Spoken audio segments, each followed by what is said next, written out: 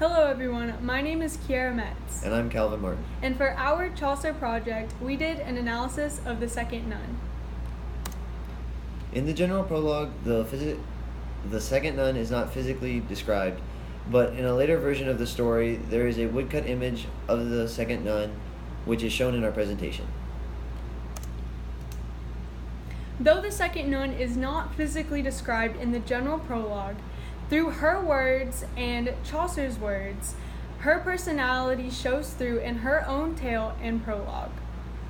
She is very devoted to her God and believes that sloth or idleness is a terrible sin.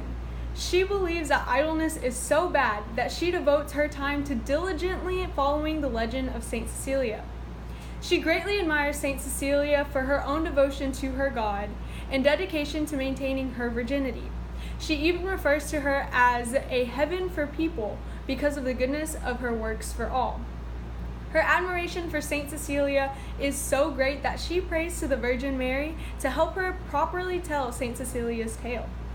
During her invocation to Mary in her prologue, she states, "Teach me to indite thy maiden's death who put the fiend to flight, and won by merit and eternal glory, as all may find in following her story."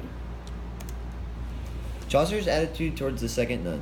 Chaucer respected the second nun for her religious beliefs, and he wanted to show not her physical traits, but her moral values, and wanted to really highlight those aspects of her by not describing her physically, but morally. Chaucer had a great respect for the second nun, and like Kalvin said, he described her religious beliefs and practices rather than her physical appearance to show how much he truly respected her. The summary of the second nun's tale.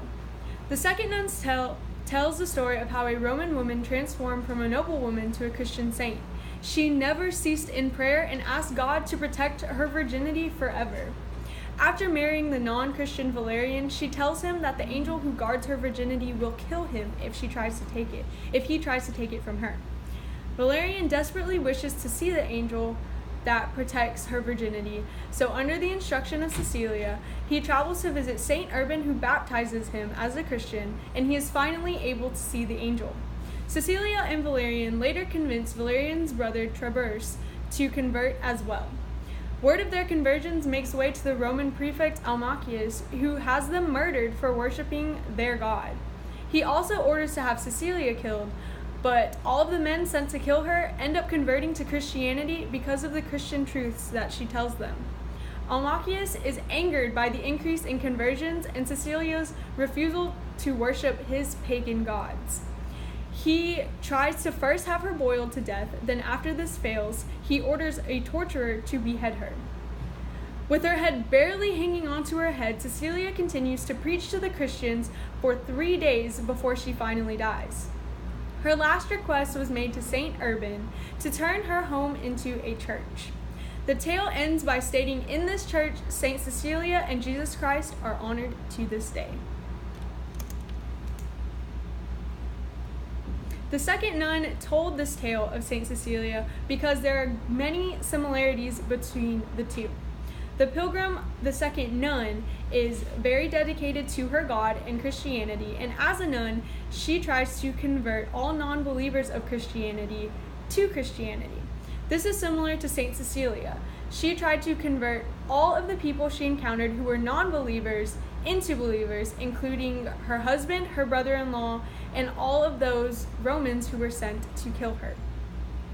In the general prologue, Chaucer does not physically describe the second nun.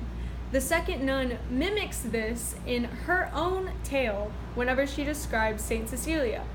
Neither of these characters are described physically to allow their religious beliefs and morals to properly show, rather than the focus being on their physical features.